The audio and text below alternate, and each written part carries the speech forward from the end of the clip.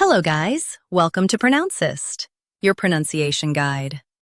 Today we will learn how to pronounce the word shown on the screen, deaths. Both US and UK have the same pronunciation of this word, deaths. Now read the syllables shown on the screen naturally. Deaths, deaths. Focus on deaths. Keep it clear. Deaths, deaths. Focus on deaths.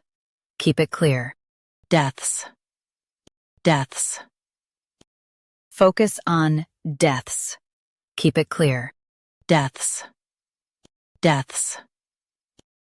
Practice repeatedly and you'll soon be able to say this word perfectly.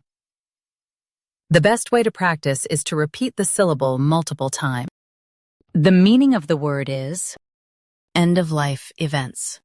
Try repeating this word several times to improve your pronunciation. We post daily videos on useful and commonly mispronounced words to help you speak clearly and confidently. Like this video and subscribe to Pronouncist for more pronunciation guides. Thanks for watching us.